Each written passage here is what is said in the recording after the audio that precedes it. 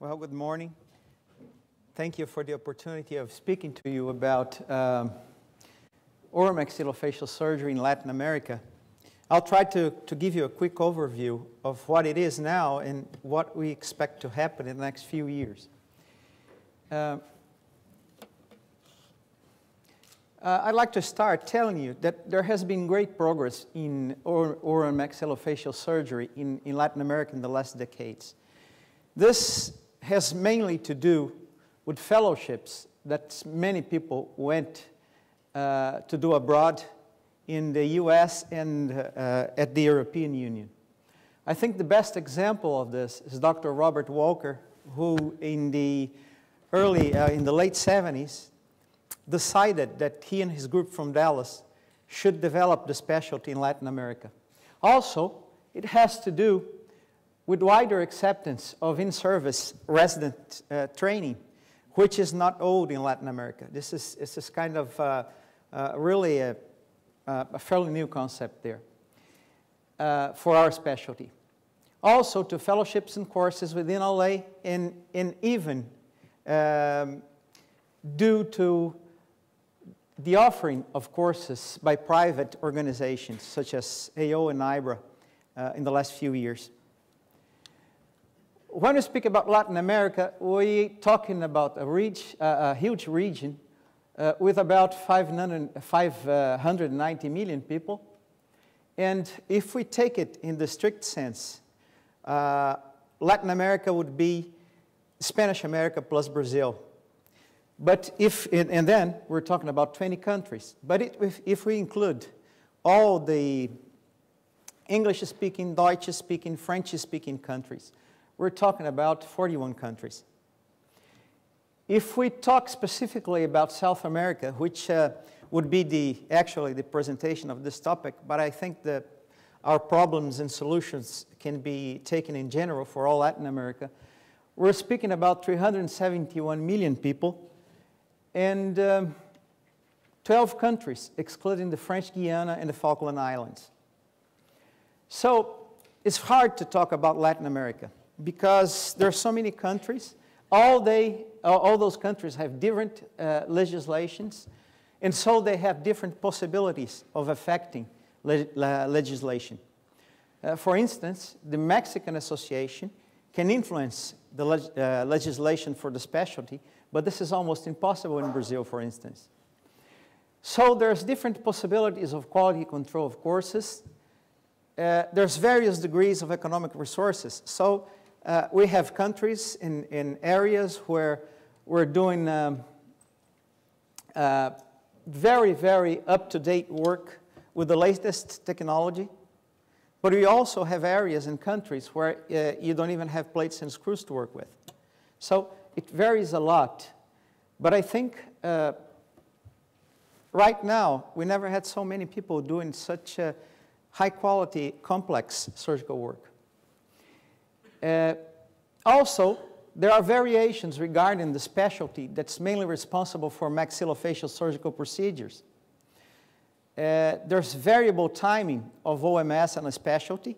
It's a specialty in Brazil since the 1960s, but it's a specialty in Uruguay, for instance, in the for less than 10 years.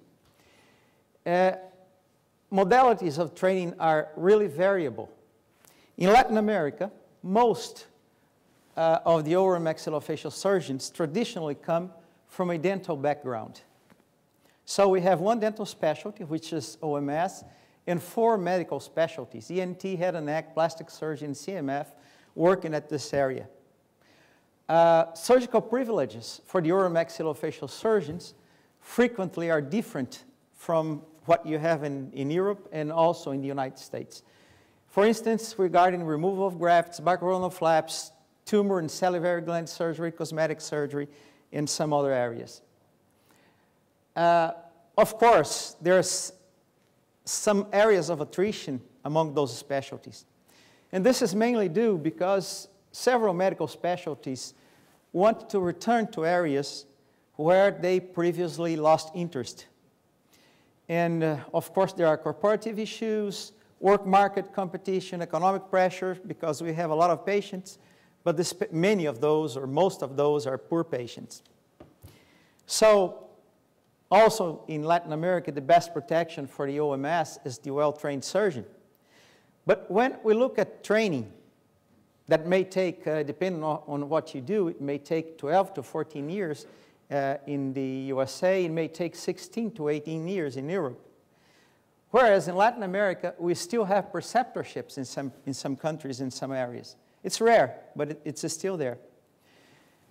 There's a big distortion in several countries because the master's degree programs and PhD programs in OMS, although they don't give you enough surgical training, they allow the graduate student to have to be a specialist, to have his specialty title in the area. This was the case in Brazil until 3 years ago. There are also specialty part-time courses that do not give you enough training. They are bad courses, poor teaching. The relation with trainee is different because it's different when you have a resident from someone that hires you to be his teacher. And also, they are not sufficient courses. They don't have sufficient quality, but they make a lot of money, so it's very hard to end up with these courses. Also, we have some very good residency training programs in Latin America. Very good training programs. But we do not have any standardized accreditation norms, and we have insufficient quality control of those courses. To complicate matters, implantology is a separate specialty. It's very difficult to use the latest technology in many of our countries because of economic reasons, but also because the abusive prices that are frequently practiced.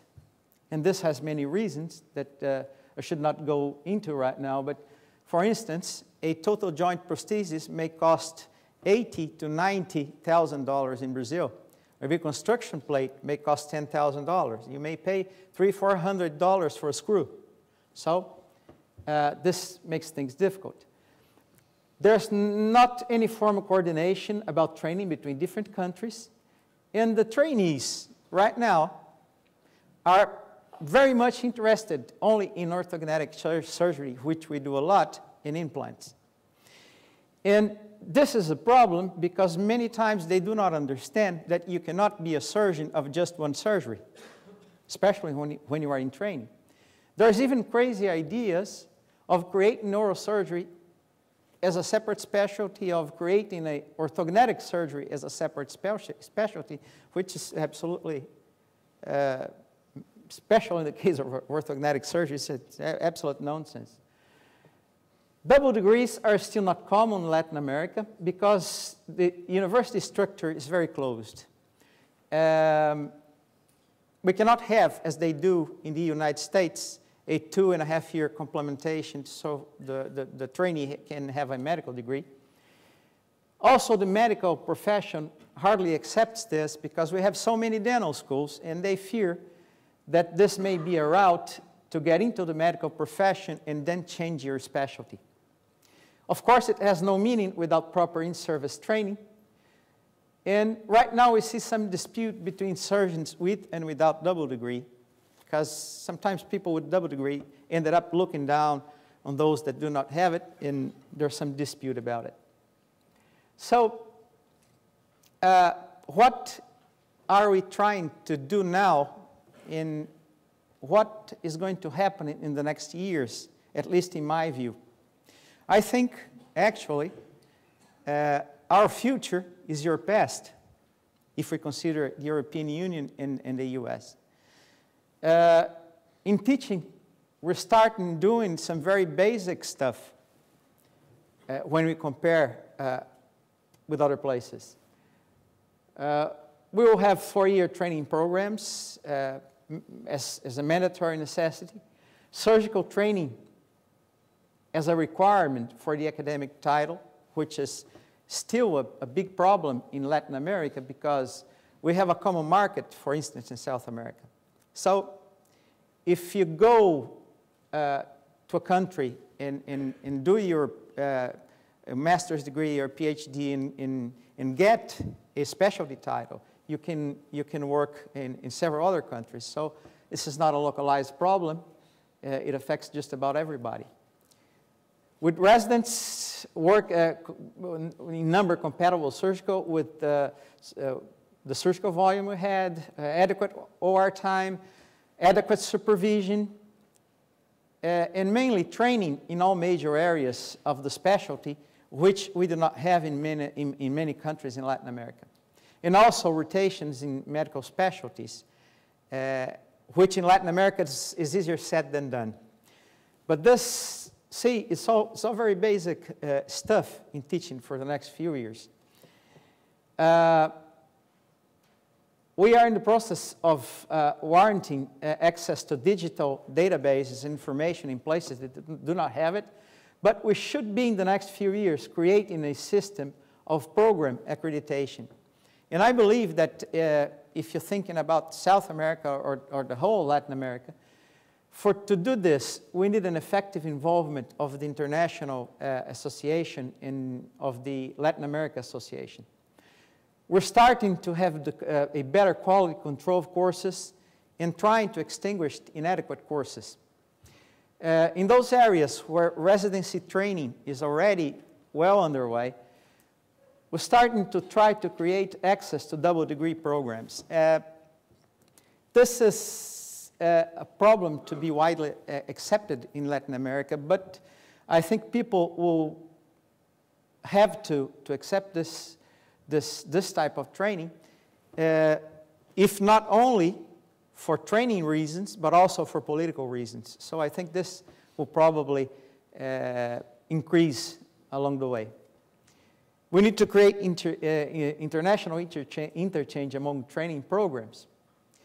In relation to clinical practice, we still have, and this is being created in several countries, to create boards.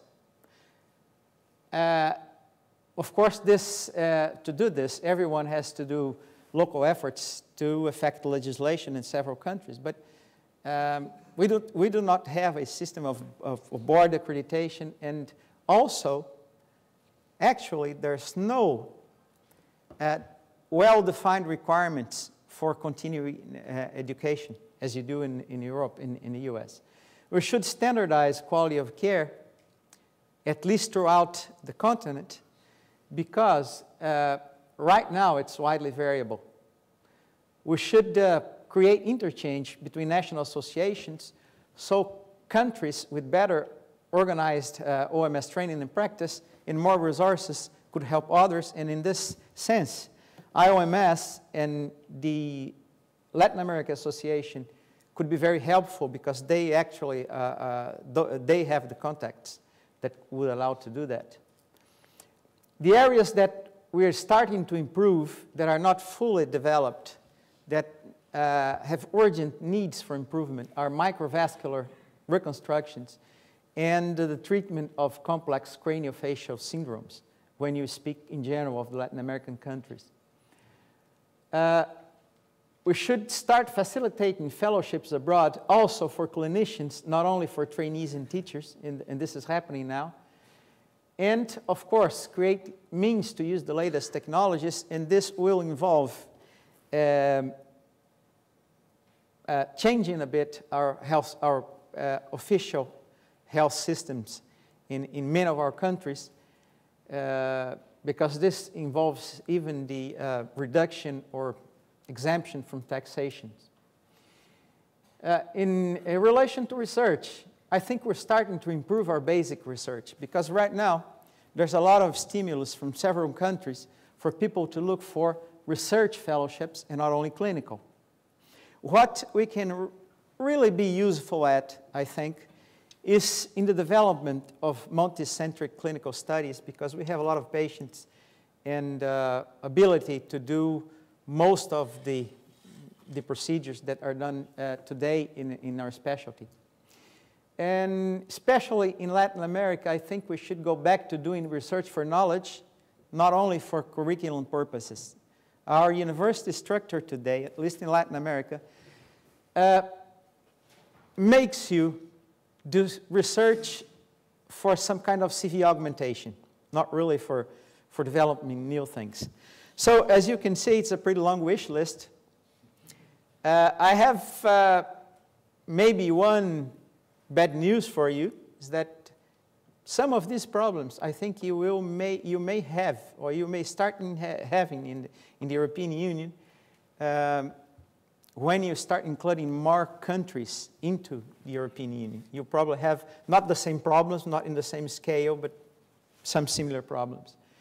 So we have a long way to go. We hope to get there. But as Dr. Walker said, it takes 10,000 hours of work to get good at anything. So we're putting on our 10,000 hours work on that. Well, thank you. Sorry for the difficulties with the language. Thank you.